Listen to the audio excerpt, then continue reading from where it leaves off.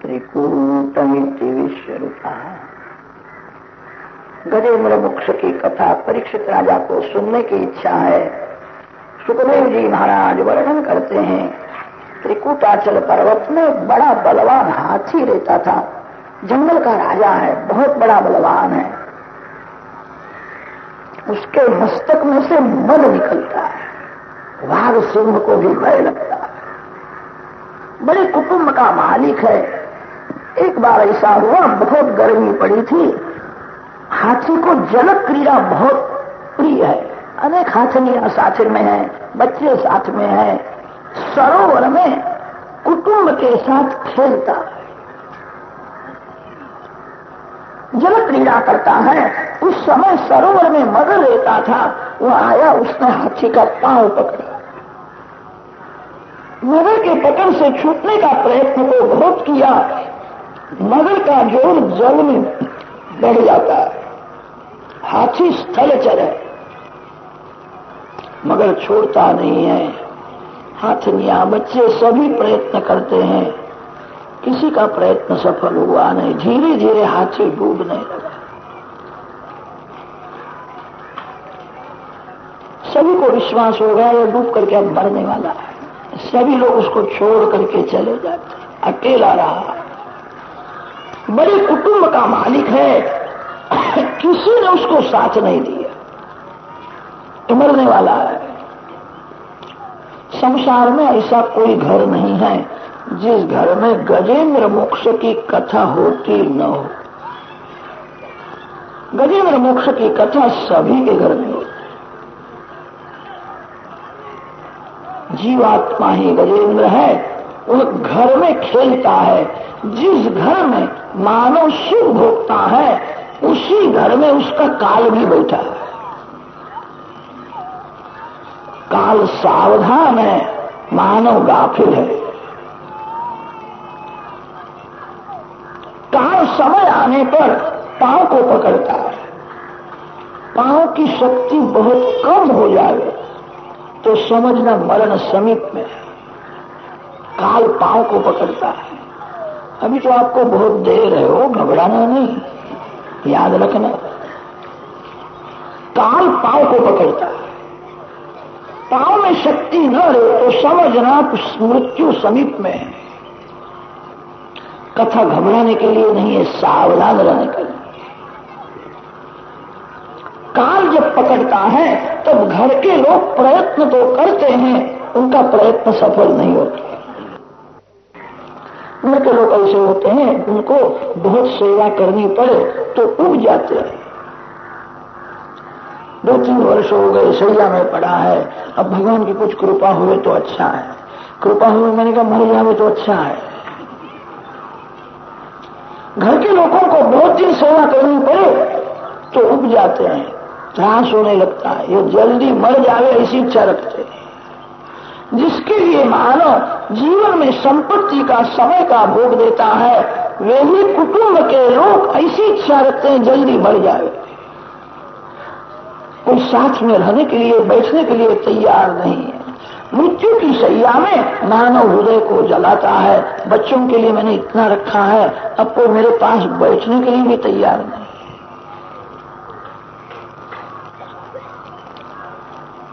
हृदय को जलाता है। गजेंद्र भगवत स्मरण करता है।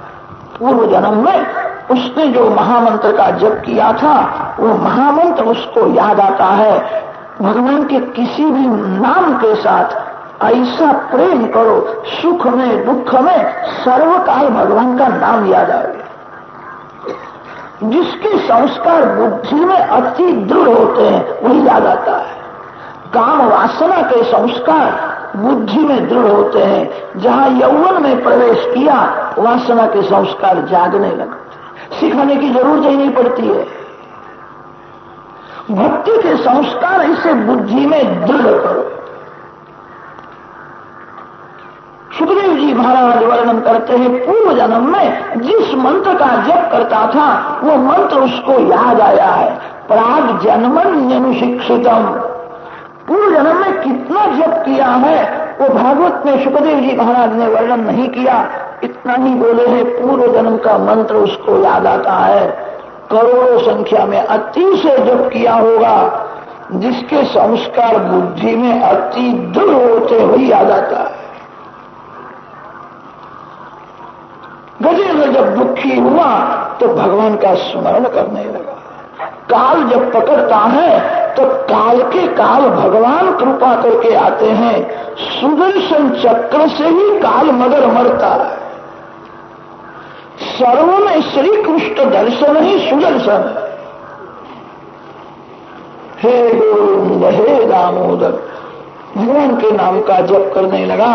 भगवान नारायण दौड़ते हुए आए हैं। गजेंद्र ने देखा मेरे लिए भगवान आए, मैं भगवान को क्या अर्पण करूं। वहां एक कमल था, कमल को उठेल लिया और कमल भगवान को अर्पण करके हराये नमः हराये नमः हराये नमः। भगवान को कमल अर्पण करो, प्रभु जल्दी प्रसन्न हो जाते हैं। कमल पूजा से परमात्मा जल्दी प्रसन्न होते हैं। शंकर भगवान की कमल पूजा होती है। भगवान नारायण की भी कमल से पूजा करो। कमल अर्पण करने से भगवान प्रसन्न क्यों होते हैं? कमल में क्या विशेषता है? संतों ने वर्णन किया है। कमल ब्रह्मा जी ने बनाया हुआ नहीं है, यह सृष्टि ब्रह्मा जी की है। कमल तो ब्रह्मा जी से ही प्रथम उत्पन्न हुआ है। भगवान नारायण के नाभि में से प्रथम कमल उत्पन्न हुआ, फिर ब्रह्मा जी प्रकट हुए। कमल अलौकिक है, ब्रह्मा जी की सृष्टि लौकिक है। भगवान को कमल अर्पण करो, इसका अर्थ यह होता है भगवान में अलौकिक भाव रखो। भगवान लौकिक के जैसी लीला करते हैं। मानव का आकर्षण करने के लिए भगवान लौकिक के जैसी लीला करते हैं। भगवान अलौकिक है, कमल अलौकिक होता है।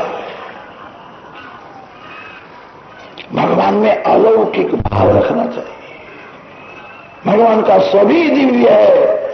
कमल पूजा से परमात्मा जल्दी प्रसन्न होते हैं। इसका अर्थ यह है भगवान में अलौकिक भाव रखने से भगवान प्रसन्न होते हैं। भगवान लौकिक की जैसी लीला करते हैं तो कभी कभी मानव के मन में लौकिक भाव आ जाता है। भगवान मेरे जैसे ही है, जैसा मेरा शरीर है वैसे ही भगवान दिखते हैं। ऐसा नहीं है। मानव के शरीर में मलमूत्र है, भगवान के श्रीअंग में मलमूत्र नहीं है। भगवान का सभी अलौकिक है। गजेंद्र ने कमल अर्पण किया है, इसका अर्थ होता है अलौकिक भाव अर्पण किया। भावपूर्वक कमल अर्पण करके भगवान को वंदन करता है। सुदर्शन चक्र से मगर को मारा है। सुदर्शन चक्र ज्ञान चक्र है, काल मगर है। काल सभी को मारने के लिए आता है। काल के काल भगवान है। भगवान जब सुदर्शन चक्र लेकर के आते तभी काल मगर मरता है। गजेंद्र ने भगवान को ऐसा कहा था, मेरे को ऐसी जगह में ले जाओ जहां काल मगर कभी आवे ही नहीं। जहां काल की गति है वहां भीति है। मेरे को ऐसी जगह में रहना है जहां काल कभी आवे नहीं। भगवान के धाम में काल नहीं जा सकता। भगवान का धाम नित्य है, अलौकिक है। जहां काम की गति है वही काल की गति है। काम ही जीव को काल के पास ले जाता है। जो कामाधीन है उसको एक दिवस काल के अधीन होना ही पड़ता है। धीरे धीरे भक्ति बढ़ाओ, संयम को बढ़ाओ।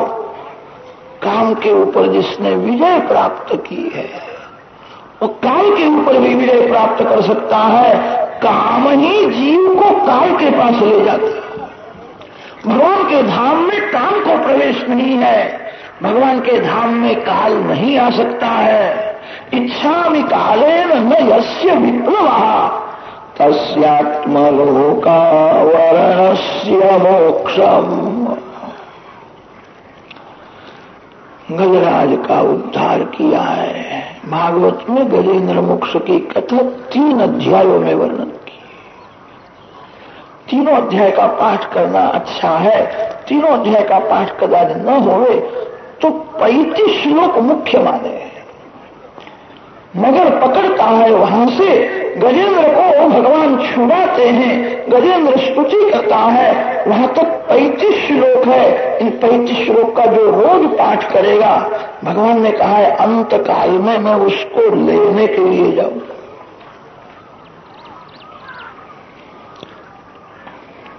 प्रेम से पूजा करो, भगवान को भोग लगाओ। भगवान भोजन कर रहे हैं, भगवान प्रसन्न है, आनंद में है, ऐसा दर्शन करो।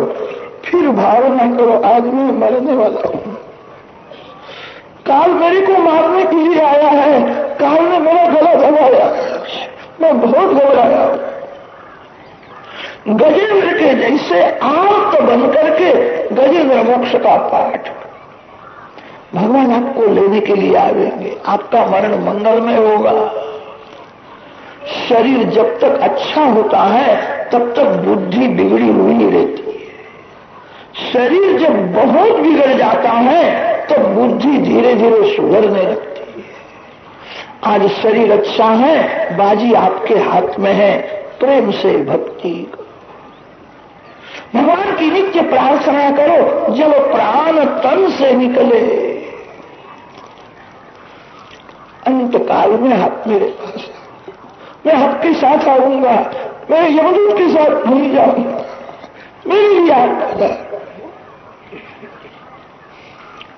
गजेंद्र का उद्धार किया है। भगवान ने कहा है जो जीव नियम से मेरी पूजा करता है, गजेंद्र मोक्ष का पाठ करता है, वह जीव अंत काल के अति दुख में कदाच मेरे को भूल जाए तो भी मैं उसको याद करता हूं,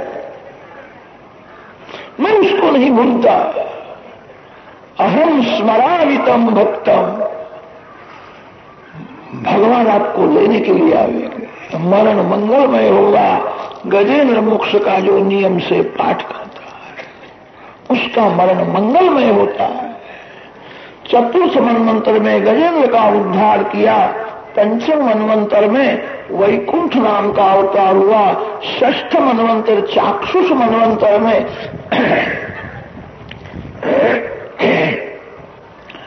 समुद्र का मंथन किया है, अमृत निकलता है, देवों को पिलाया है। समुद्र मंथन करते हैं अमृत के लिए, प्रथम विष निकलता है। भक्ति अमृत है। जो भगवान के पीछे पड़ता है उसको आरंभ में भगवान विष देते हैं, उसकी परीक्षा करते हैं। जो भगवान के पीछे पड़ता है उसको विष पीना पड़ता है। दुख ही विष है, प्रतिकूल परिस्थिति ही विष है। लोग निंदा करते हैं तो विष के जैसा लगता है। विष सहन करो, भगवान शंकर की पूजा करो। जिसके मस्तक में ज्ञान गंगा है वही विष को सहन कर सकता है। ज्ञान गंगा को मस्तक में रखो। अकांड ब्रह्मांड क्षय चकित देवासुर कृपा विधेयस्यासीद्यः त्रिनयन विषम संहृतवतः सकलमाशः कंठे तव न कुरुते न श्रियमहो विकारोऽपि श्लाघ्यो भुवन भयभंगं व्यसनिनः। सभी को विष जलाने के लिए आता है। प्रतिकूल परिस्थिति ही विष है।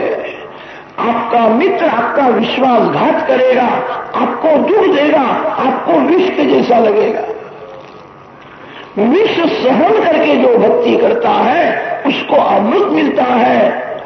दुख सहन करो, निंदा सहन करो, आपके ऊपर भगवान बहुत कृपा करेंगे। सहन शक्ति तब आती है जो शंकर भगवान की नित्य पूजा करता है, पंचाक्षर शिव मंत्र का जो जप करता है, उसके मस्तक में ज्ञान गंगा आती है। ज्ञान गंगा जिसके मस्तक में है वही सहन कर सकता है। शिव जी महाराज विष का पान करते हैं। शंकर भगवान ने विष को गले में रोक लिया है, पेट में नहीं जाने देते हैं। पेट में विष को रखना नहीं, पेट में प्रेम को रखो।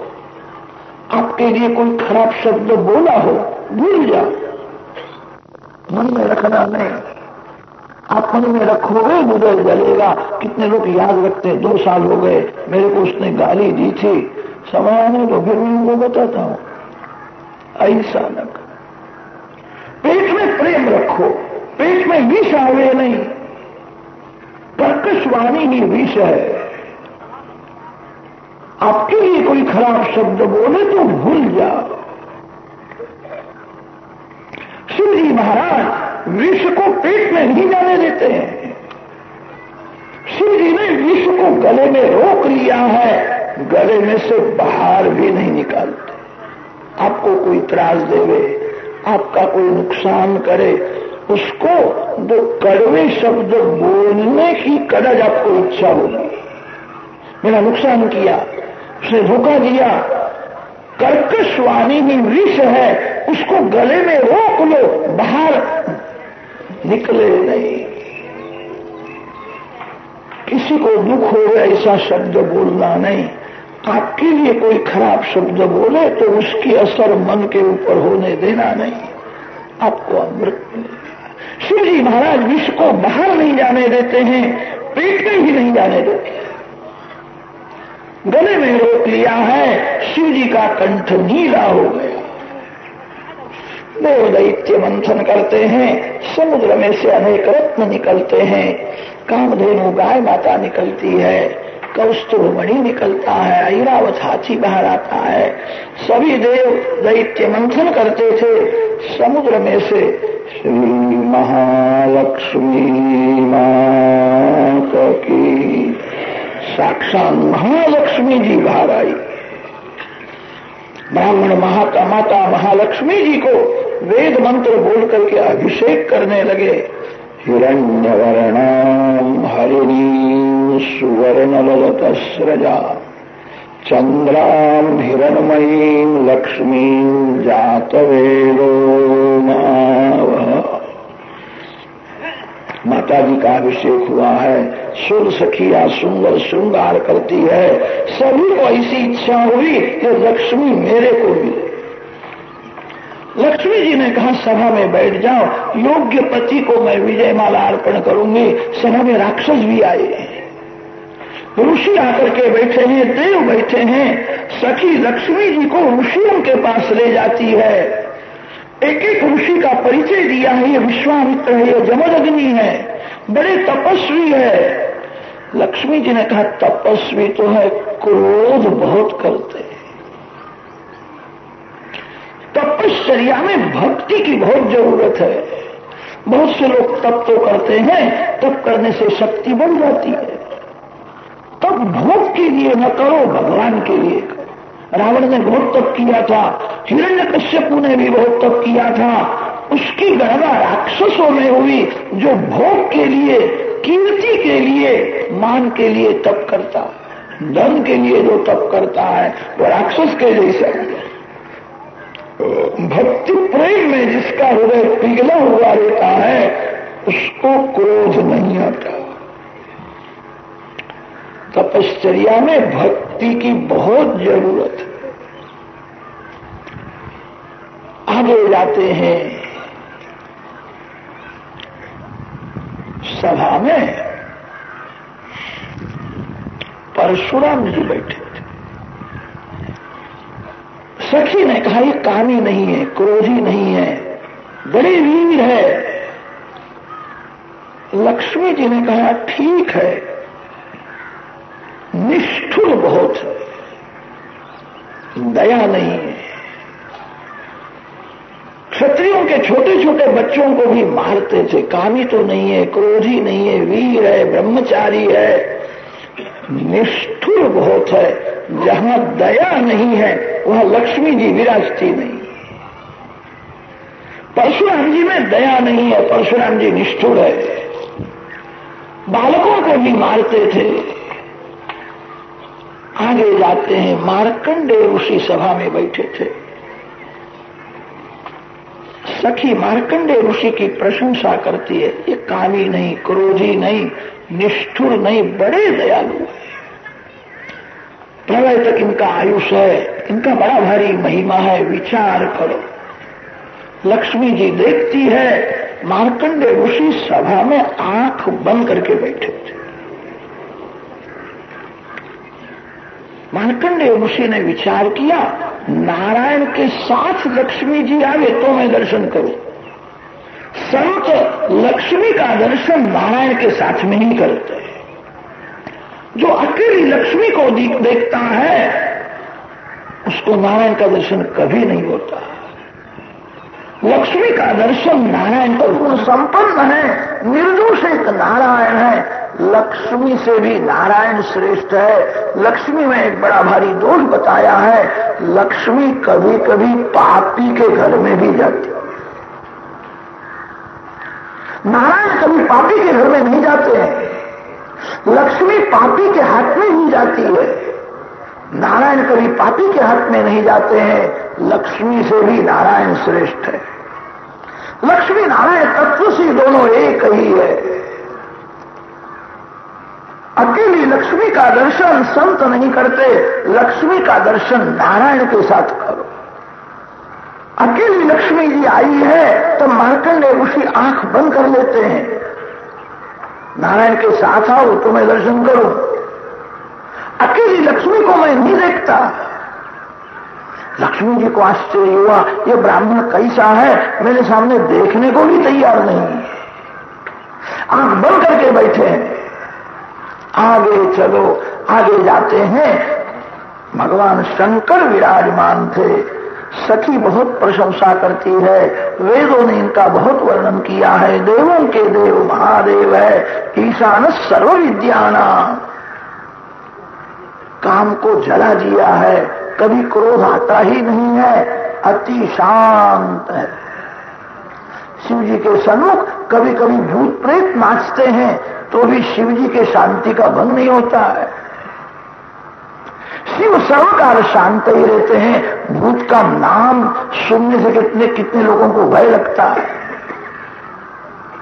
शिव जी के दरबार में देव आते हैं, ऋषि आते हैं, कभी कभी भूत प्रेत भी आते हैं। शंकर भगवान कहते हैं आने दो। शिव जी के सन्मुख नाचते हैं। शिव जी शांत है, अति शांत शिव स्वरूप है, बड़े भोले हैं। इनका वर्णन हम क्या करें, सभी सद्गुण संपन्न है, निर्दोष है। सखी ने शिव जी का बहुत वर्णन किया। लक्ष्मी जी ने कहा सभी सद्गुण है, निर्दोष है, एक थोड़ा दोष है। कि शिव जी में क्या दोष है? इनका वेश मंगल नहीं है, वाघांबर पहन करके बैठे, गले में सर्प है, हाथ में सर्प है। ये श्रृंगार लोगों को बहुत अच्छा नहीं लगता। शिव जी का श्रृंगार सब दिव्य है, वाघांबर उड़ते हैं। आगे चलो, शिव जी के पास चतुर्भुज नारायण विराजमान थे। सखी ने बहुत प्रशंसा की। लक्ष्मी जी भगवान नारायण को विजय माला अर्पण करती है। सभी देव गंधर्व लक्ष्मी नारायण भगवान। लक्ष्मी जी तो जगत की मां है, नारायण को विजय माला अर्पण की है। लक्ष्मी जी ने विजय माला अर्पण की, फिर तो नारायण चारे बाजू में देखने लगे। लक्ष्मी जी चंचल है, नारायण के चरण में स्थिर है। आपके घर में लक्ष्मी जी आने के बाद आप चारे बाजू में देखना, जिसको जिस वस्तु की बहुत जरूरत है युक्ति से विवेक से देना चाहिए। लक्ष्मी का जहां सदुपयोग होता है वहां लक्ष्मी जी अखंड विराजती। कितने लोग ऐसे हुए उनके हाथ में लक्ष्मी आवे, उनको दूसरा कुछ दिखता ही नहीं, मेरी पत्नी, मैं और मेरा बच्चा, दूसरा कुछ दिखता ही नहीं। ऐसा न करो। लक्ष्मी तो आज है और काल का कल नहीं है। चारी बाजू में जो नजर रखता है उसके घर में लक्ष्मी जी स्थिर हो जाती है। जहां लक्ष्मी का सदुपयोग होता है वहां लक्ष्मी स्थिर होती है। लक्ष्मी चंचल है, नारायण के चरण में स्थिर है। इसका यही कारण है नारायण चारी बाजू में नजर रखते हैं। परमानंद हुआ है। लोग दैत्य मंथन करने लगे हैं। समुद्र में से धन्वंतरी नारायण बाहर आए हैं। अमृत का घड़ा लेकर के आए थे। राक्षस दौड़ते हुए गए, अमृत का घड़ा खींच लिया। राक्षसों को अमृत का घड़ा मिला है, दोनों को दुख हुआ, हमको अमृत नहीं मिलेगा, ये सब पी जाएंगे। भगवान ने कहा आज शक्ति से नहीं युक्ति से काम करना है, शांति रखो। जिसके हाथ में अमृत का घड़ा आया वो बोलने लगा अमृत मैं पीने वाला, मैं घड़ा ले आया हूं। दूसरा बलवान राक्षस आता है, उसने कहा घड़ा नीचे रख दे, मारामारी होगी, हमने बहुत मेहनत की है। जिस घर में झगड़ा होता है उस घर में किसी को भी अमृत नहीं मिलता। भक्ति ही अमृत है। घर में प्रेम से रहो। बहुत से लोग पैसे के लिए झगड़ा करते हैं। भागवत में ऐसा लिखा है आपके भाग का जो पैसा है वो आपको मिलने वाला ही है। आपके भाग का पैसा दूसरे के पास नहीं जाएगा। पैसे के लिए प्रयत्न करो, वेल न करो। पैसा जो भाग्य में लिखा है वही मिलने वाला है। आपके भाग का पैसा दूसरा कोई नहीं ले सकता। पैसे के लिए झगड़ा न करो। कितनी माताएं ऐसी होती है घर में ज्यादा काम करना पड़े तो झगड़ा करती है। मेरी जिठानी तो बैठी नहीं रहती है, सब कुछ मेरे को ही करना पड़ता है। ज्यादा काम करने से शरीर बिगड़ता नहीं है, काम न करने से शरीर बिगड़ता। काम करो। घर भगवान का है। घर में जो जीव है सभी भगवान के अंश है। घर का काम करना भी भक्ति है। घर के जीवों को भगवत भाव से देखो। ममता मन को बिगाड़ती है, भगवान में ममता रखो। घर का काम करना भक्ति है। जो काम नहीं करता उसका शरीर बिगड़ जाता है। काम न करने से शरीर बिगड़ता है, काम करने से शरीर नहीं बिगड़ता है। घर का काम प्रेम से करो। घर में झगड़ा न करो। जिस घर में झगड़ा होता है उस घर में किसी को भी अमृत नहीं मिलता है। दैत्यों के हाथ में अमृत का घड़ा तो आया, झगड़ा करने लगे, किसी को अमृत मिला नहीं। भक्ति रूपी अमृत का पान करना है। घर में प्रेम से रहो। घर भगवान ने दिया है, भगवान का घर है। घर के सभी जीव भगवान के अंश है। ऐसा भाव रखो, प्रेम से रहो। जीवन थोड़ा है, वेर काहे को करते हो। जिसको घर में रहना है और भक्ति करना है वह सभी जीवों में भगवान की भावना रखे, प्रेम से। दैत्यों के मंडल में झगड़ा होने लगा, भगवान लीला करते हैं। वहां मोहिनी नारायण प्रकट हुए हैं। आज भगवान पीतांबर पहन करके नहीं आए हैं, साड़ी पहन करके आए। स्त्री का सब श्रृंगार किया था। सभी देखने लगे कैसी सुंदर है, अमृत को भूल गए। संसार के विषयों में माया ने मोहिनी रखी है। मोहिनी में जिसका मन फंसता है उसको भक्ति रूपी अमृत नहीं मिलता। मन को बार बार समझाओ कोई स्त्री सुंदर नहीं है, कोई पुरुष सुंदर नहीं है, मेरे भगवान सुंदर है। संसार का सौंदर्य क्षणिक है। अभी जो सुंदर दिखता है 1 घंटा 2 घंटे में ही बिगड़ने वाला है। सुंदर तो भगवान।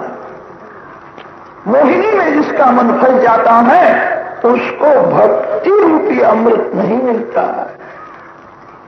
मोहिनी नारायण प्रकट हुए हैं। राक्षस अमृत को भूल गए और मोहिनी के पीछे पड़े। कहां से आई हो, घर कहां है, लग्न हुआ है कि होने वाला है, ये सब पूछने की क्या जरूरत थी। मोह होने के बाद विवेक बढ़ जाता है। मोहिनी नारायण हंसने लगे और हंसते हुए मोहिनी नारायण ने कहा है, मेरा एक घर नहीं है, मेरे अनेक घर है। जो पुरुष मेरे लिए रोता है, जो पुरुष 16 आनी मेरे साथ प्रेम करता है, उसके घर में मैं जाती हूं। मेरा एक घर नहीं है, मेरे अनेक घर है। भगवान की वाणी गूढ़ार्थ से भरी हुई है। भगवान कहते हैं, जितने भक्त है उतने मेरे घर है। भगवान कभी तुलसीदास महाराज के यहाँ जाते हैं, भगवान कभी तुकाराम महाराज के यहाँ जाते हैं, कभी मीराबाई के यहाँ जाते हैं। जितने भक्त है उतने भगवान के घर है।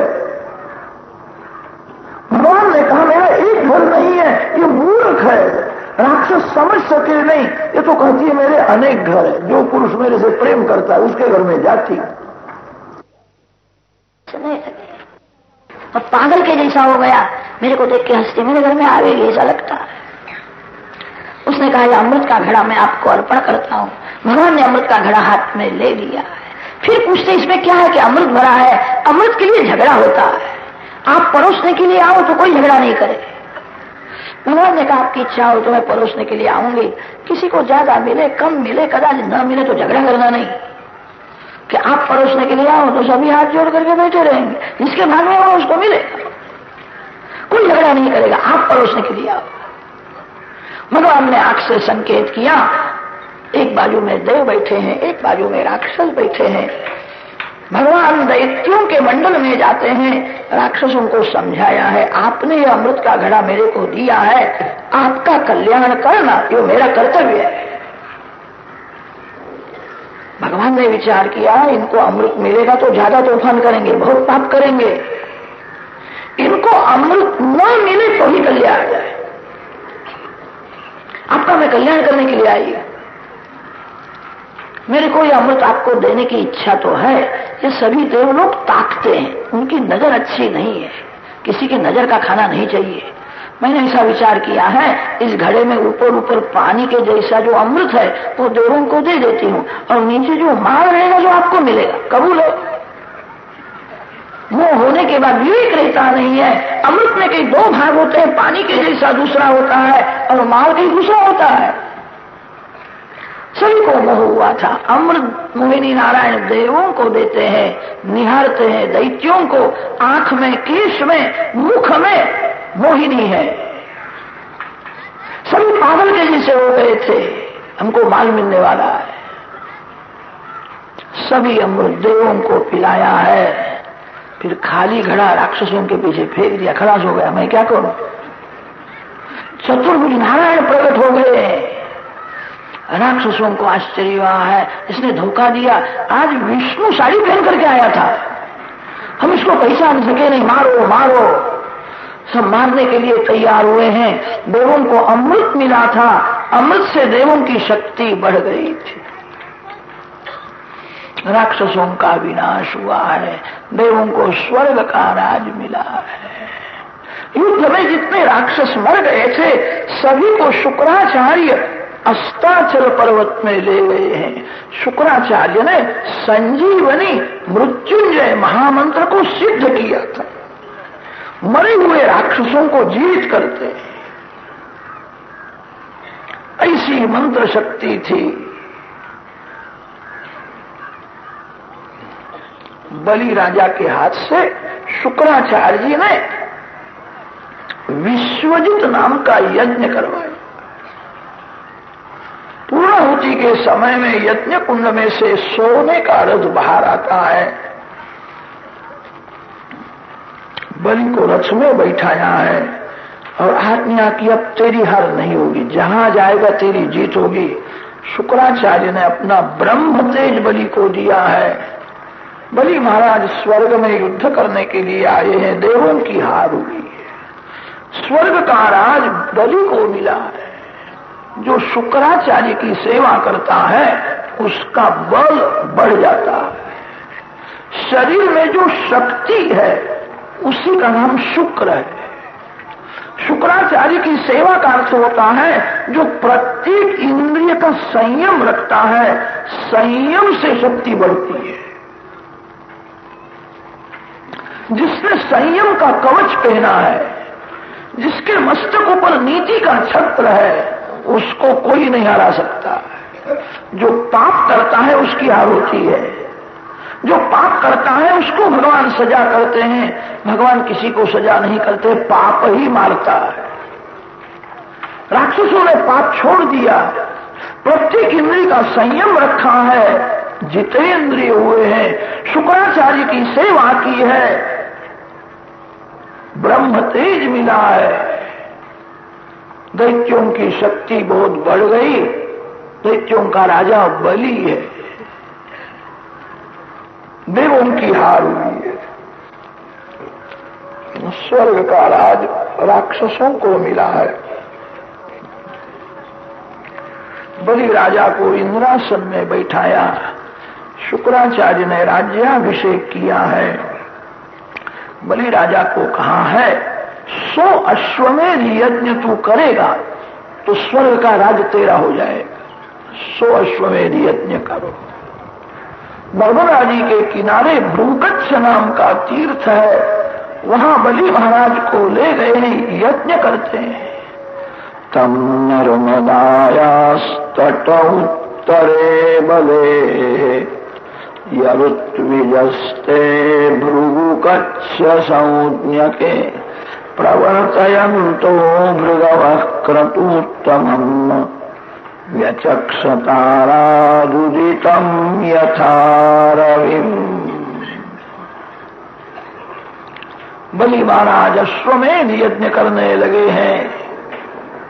देवों की माता अदिति को दुख हुआ है। अदिति माता कश्यप ऋषि की सेवा करती है। कश्यप ऋषि ने कहा मांगो कि मेरे शत्रु का विनाश हो, देवों को स्वर्ग का राज मिले, ऐसी कृपा करो। कश्यप ऋषि ने कहा तेरे शत्रु दैत्य बलवान हुए, पाप नहीं करते हैं, उनका जीवन पवित्र है, सभी ने संयम रखा है। जो पाप नहीं करता उसको भगवान भी नहीं मानते।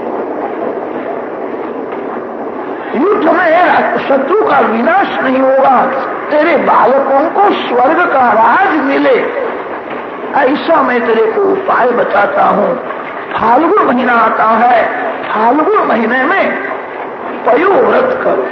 फाल्गुन शुद्ध प्रतिपदा से द्वादशी तक यह पयोव्रत किया जाता है।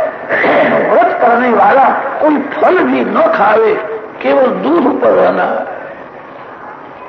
लक्ष्मी नारायण की स्थापना है, 16 मंत्र देते हैं, मंत्रों से पूजा करनी है। दिवस में 3 बार स्नान और 3 बार लक्ष्मी नारायण की पूजा है।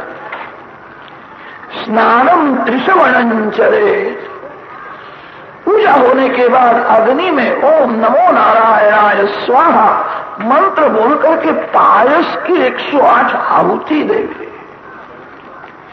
रजस्वला स्त्री के साथ बोले नहीं, दिन भर नारायण का ध्यान करे, किसी जीव की हिंसा होवे नहीं, किसी की निंदा करे नहीं, रात्रि में नारायण का स्मरण करता हुआ सो जावे। विधि पूर्वक व्रत करने से भगवान प्रसन्न होते हैं। त्रयोदशी के दिन उद्यापन करना चाहिए। उद्यापन में गायों का दान करने से भगवान प्रसन्न होते। 1-2 गाय दान दो। गाय में सर्वदेवों का निवास है। विधि पूर्वक व्रत करो। अदिति ने कश्यप ऋषि को कहा है मैं अकेली व्रत नहीं करूंगी, आप भी करो। पति पत्नी एक विचार से भक्ति करते हैं तब भगवान जल्दी कृपा करते हैं। पति पत्नी दोनों का लक्ष्य एक होना चाहिए। एक पैसे के पीछे पड़ता है, एक परमात्मा के पीछे पड़ा है। घर में मतभेद होवे तो किसी को शांति नहीं मिलती है। पति पत्नी का मन एक होना चाहिए। लग्न के समय में ब्राह्मण वेद मंत्र बोलते हैं। वेद मंत्रों में से यही अर्थ निकलता है। वर कन्या को कहता है मम हृदये हृदयंते संदधामि, आज से तेरा मन ही मेरा मन है। तन 2 है, मन एक है। पति पत्नी का लक्ष्य एक होवे, एक विचार से पति पत्नी दोनों भक्ति करे तो भगवान जल्दी कृपा करते हैं। अदिति ने कश्यप ऋषि को कहा है मैं अकेली व्रत नहीं करूंगी, आप भी करो। 12 दिवस का प्रयोव्रत किया है, त्रयोदशी के दिन उद्यापन किया है, रात्रि में प्रसाद ग्रहण करके अदिति माता सो जाती है, तब स्वप्न में नारायण का दर्शन हुआ। स्वप्न से मन की परीक्षा होती है। दिवस में मन कैसा है खबर नहीं पड़ती है, प्रवृत्ति कुछ करता रहता है। मन की परीक्षा रात्रि के समय में होती है। निवृत्ति के समय में मन कहाँ जाता है, स्वप्न में क्या दिखता है, स्वप्न में क्या याद आता है, समझना वहां मन फंसा हुआ है। भगवान जब जीव के ऊपर कृपा करते हैं तब आरंभ में स्वप्न में दर्शन देते हैं। अदिति माता को स्वप्न में दर्शन हुआ है। चतुर्भुज नारायण का दर्शन करती है, वारंवार वंदन किया है। भगवान ने कहा है बराबर दर्शन करो, इस स्वरूप को आंख में से अंदर ले जाओ, मेरा ध्यान करो। थोड़े दिवसों के बाद मैं पुत्र रूप से आने वाला हूं। अदिति माता को आज्ञा हुई है, भगवान अंतर्धान हुए हैं। अदिति माता नारायण का ध्यान करती है। अदिति शब्द का अर्थ होता है नारायणाकार मनोवृत्ति अदिति है। मन ही मित्र है और मन शत्रु है। मन काम सुख का चिंतन करे तो मन शत्रु है। मन नारायण का ध्यान करे, नारायण के स्मरण में तन्मय होवे तो मन मित्र है। मन बंधन में डालता है और मन मुक्ति भी देता है। मन जिसका चिंतन करता है तदाकार हो जाता है। साधारण मानव का मन विषयाकार होता है, संतों का मन नारायणाकार हो जाता है। मन जब नारायणाकार होता है तभी माया का पर्दा दूर होता है, भगवान प्रकट होते हैं। नारायणाकार मनोवृत्ति ही अदिति है। अदिति माता सतत नारायण का ध्यान करती है। भगवान हृदय में आए हैं, 9 मास परिपूर्ण हुए हैं, प्रभु के प्रागट्य का समय हुआ। मध्याह्न काल में कश्यप ऋषि मध्याह्न संध्या करने के लिए गंगा किनारे गए थे। अकेली अदिति माता घर में है।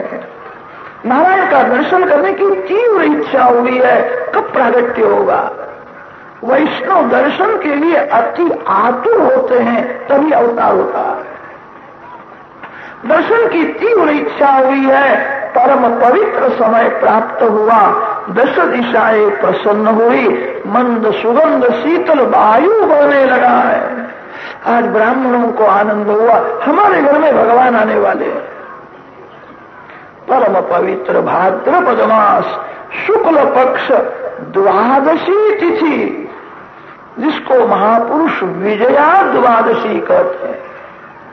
मध्याह्न काल में अदिति माता के सन्मुख चतुर्भुज नारायण भगवान प्रकट हुए। दिव्य प्रकाश में अदिति माता को शंख चक्र गदा पद्मधारी नारायण का दर्शन हुआ है। देवो जय जयकार करने लगे हैं। कश्यप ऋषि समझ गए मेरे यहाँ भगवान प्रकट हुए हैं। संध्यादिक नित्य कर्म परिपूर्ण किया है, दौड़ते हुए जाते हैं, मेरे घर में भगवान प्रकट हुए हैं। घर में जहाँ प्रवेश किया है चारे बाजू में दिव्य प्रकाश है और प्रकाश में चतुर्भुज नारायण का दर्शन होता है। यही मेरे इष्ट देव है। गायत्री मंत्र का जप मैं करता हूँ तब इसी स्वरूप का ध्यान करता हूँ। मेरे भगवान आए हैं, भगवान का जय जयकार किया है। माता पिता को स्वरूप का भान कराया, फिर चतुर्भुज स्वरूप अंतर्धान किया है। छोटे से 6-7 वर्ष के बालक ब्रह्मचारी श्री वामन जी महाराज, बटुक ब्रह्मचारी वामन जी महाराज प्रकट हुए हैं। अजिन गंड कमंडलु में खला रुचिर पावन वामन मूर्तये मित जगत त्रितयाय जितारये निगम वाक् पटवे बटवे नमः। अभ्रश्यामः शुभ्रयज्ञोपवीति सत्कौपीनः पीतकृष्णाजिनश्री छत्रीदण्डी पुण्डरीकायताक्षी पायाद्देवो वामनो ब्रह्मचारी। बटु ब्रह्मचारी वामन जी महाराज का दर्शन करने के लिए ब्रह्मा जी के देव आए हैं, बड़े बड़े ऋषि आए हैं। ब्रह्मा जी ने कहा है तेरा गृहस्थाश्रम सफल हुआ, आज तू जगत पिता का ही पिता हुआ है। ब्रह्मा जी के देव वामन जी महाराज की पूजा करते हैं। सभी देव दर्शन करते हुए नारायण नारायण नारायण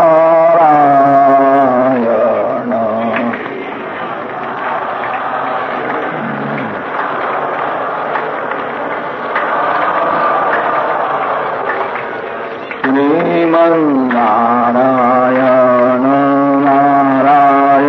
नारायण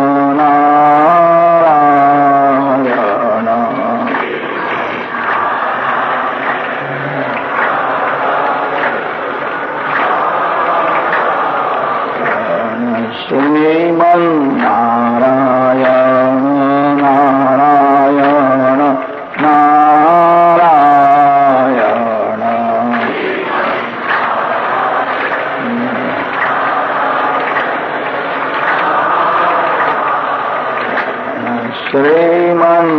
श्रीमन्नारायण नारायण नारायण।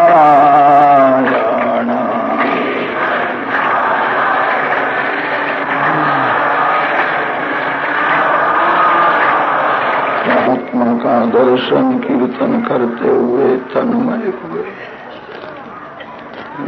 वाम जी महाराज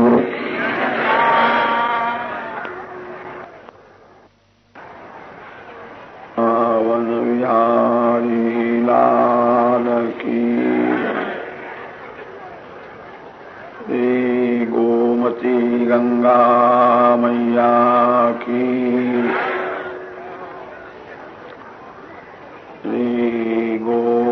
गोवर्धन नाथ की जय,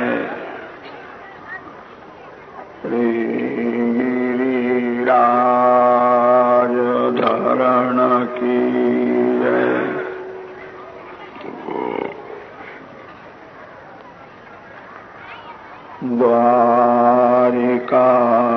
द्वारिकाधीश की जय,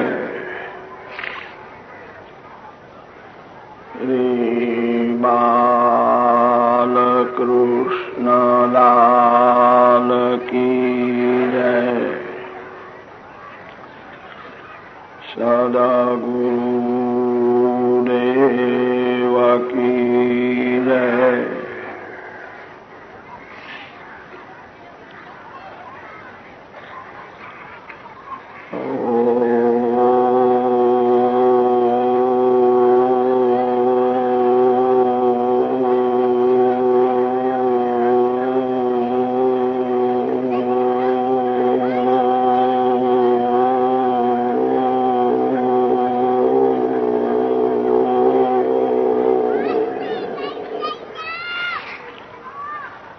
नमः पार्वती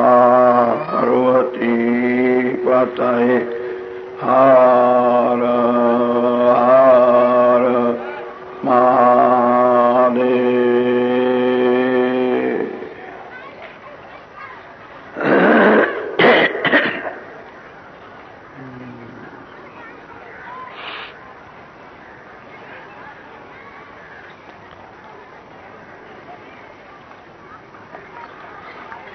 स्वस्ति श्री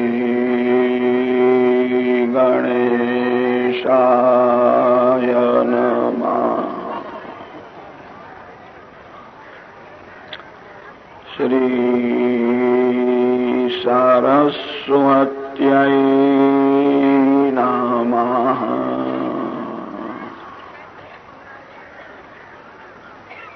श्री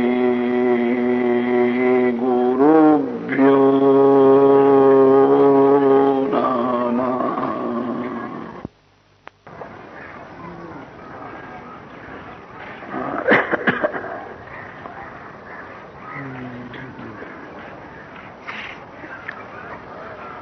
श्री शुक उवाच यत्तद्वपुर्भाति विभूषणायुधैः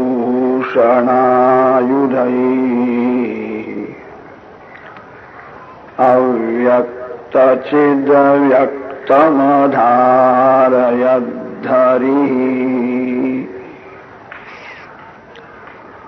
बभूवते नैव स वामनो बटुः सम्पश्यतोर्दिव्यगतिर्यथा नटः।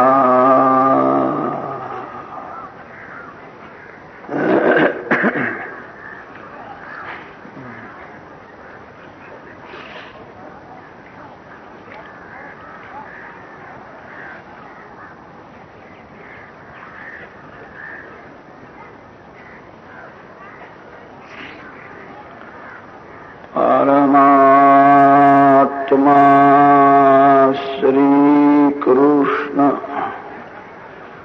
अतिशय कृपा करते हैं,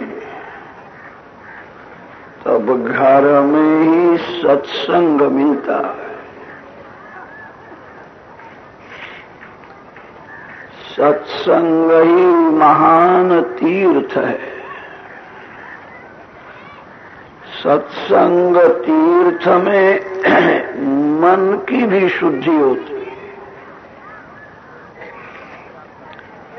सत्संग करने से स्वदोष का भान होता है। मानव में बहुत से दुर्गुण हैं। मानव को अपने दुर्गुण सद्गुण के जैसे लगते हैं।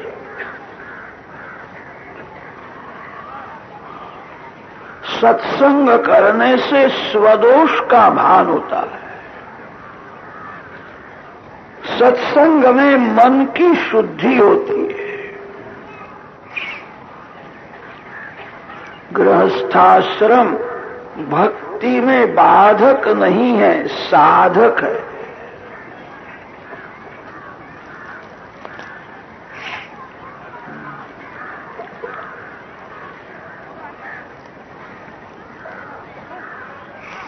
लग्न का लक्ष्य क्या है, समझ करके फिर लग्न करे। लग्न काम का विनाश करने के लिए। जीव और ईश्वर दोनों साथ में ही रहते हैं। परमात्मा जीव को देखते हैं, यह जीव भगवान का दर्शन नहीं करता। जीव और ईश्वर दोनों के बीच में पर्दा है। काम ही पर्दा है। काम रूपी पर्दा होने से जीव को ईश्वर का अनुभव नहीं होता। आकाश में बादल आवे तो सूर्य का दर्शन नहीं होता। लग्न काम का विनाश करने के लिए। हमारे ऋषियों ने स्त्री को धर्म पत्नी माना है। स्त्री काम पत्नी नहीं है। स्त्री भोग का साधन नहीं है, स्त्री भक्ति का साधन है।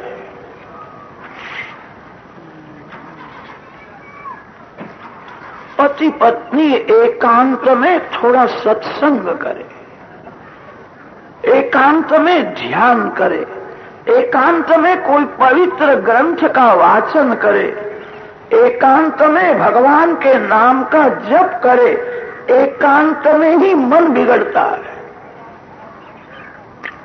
एकांत में ही पाप होता है। बिगड़े हुए मन को एकांत में ही सुधारना है।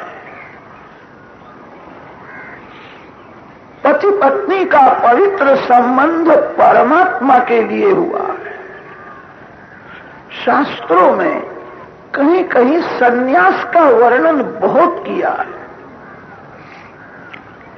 भगवान के लिए संसार के सर्व सुख का जो न्यास त्याग करता है, ऐसे विरक्त साधु सन्यासी महात्मा नारायण का स्वरूप है, वंदनीय है।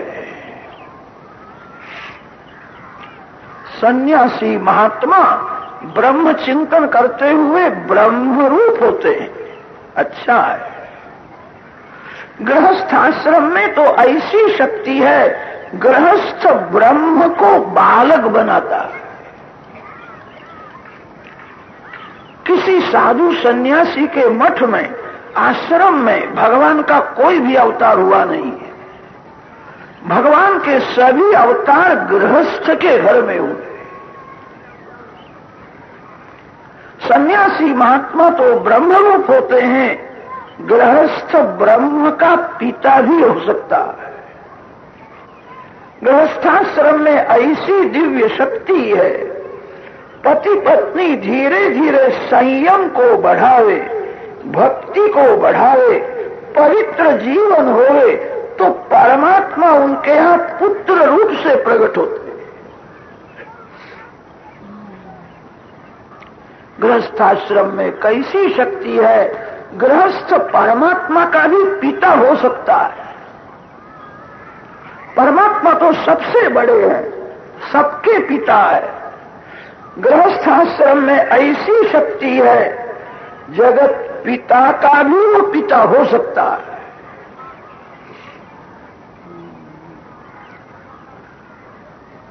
लोग कहते हैं आजकल भगवान का अवतार क्यों नहीं होता है। भगवान को तो जगत में आने की इच्छा है, कोई पवित्र घर मिलता नहीं। गृहस्थाश्रम में संयम बढ़े, भक्ति बढ़े, तो आज भी गृहस्थ के घर में भगवान आने के लिए तैयार है। आवाज क्यों आता है?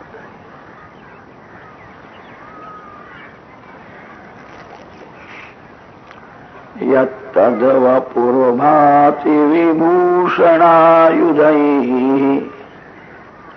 अव्यक्तचिद्व्यक्तमधारयद्धरिः बभूव तेनैव समामनो बटुः सम्पश्यतोर्दिव्यगतिर्यथा नटः।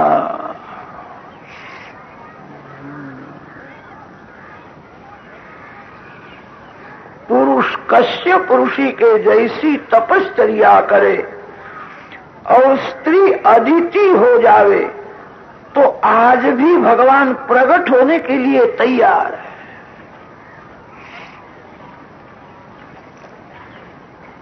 कश्यप ऋषि बड़े तपस्वी है।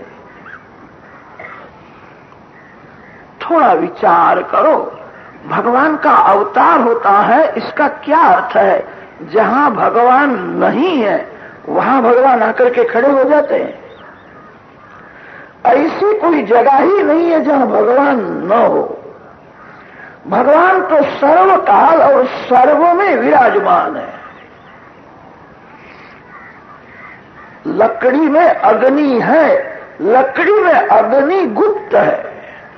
सर्वव्यापक भगवान लकड़ी में अग्नि के समान गुप्त है। अंदर बाहर सर्वत्र भगवान की ही सत्ता है, तो भी जीव दुखी है। अंदर बाहर सर्वत्र भगवान है, तो भी जीव पाप करता है। सर्वव्यापक भगवान लकड़ी में अग्नि जिस प्रकार गुप्त है, वैसे गुप्त रहते। बहुत ठंडी पड़ी है, लकड़ी में अग्नि है ऐसा समझ करके कोई लकड़ी को स्पर्श करे तो लकड़ी में जो अग्नि है वो गर्मी नहीं देती है। लकड़ी में जो अग्नि है उसका उपयोग करना हो तो लकड़ी के ऊपर अग्नि रखो। बाहर का अग्नि और अंदर का अग्नि जब एक हो जावे, आपके हृदय में नारायण है, घर में नारायण की स्थापना करो, नारायण की प्रेम से पूजा करो, भगवान का सुंदर श्रृंगार करो, भगवान में आंख स्थिर करके भगवान के नाम का जप करो, भगवान को आंख में से अंदर ले जाओ। बाहर का अग्नि और लकड़ी में जो अग्नि दो एक होवे तो ज्वाला होती है। अंदर जो नारायण है उनका नाम अंतर्यामी नारायण। आप घर में जिस नारायण की पूजा करते हो उनका नाम है अर्चा स्वरूप नारायण। अर्चा स्वरूप और अंतर्यामी स्वरूप दोनों जब एक हो जाते हैं, बाहर का अग्नि और लकड़ी का अग्नि दोनों जब एक हो जावे तो ज्वाला होती है। अदिति बनो। अदिति शब्द का अर्थ होता है नारायणाकार मनोवृत्ति ही अदिति है। मन जिसका चिंतन करता है तदाकार मन हो जाता है। भगवान ने खराब विचार करने के लिए मन नहीं दिया है, भगवान ने पाप करने के लिए मन नहीं दिया है। शिवो न सुमना भवा तन्मे मनः शिव संकल्पमस्तु। पवित्र विचार करने के लिए भगवान ने मन दिया है।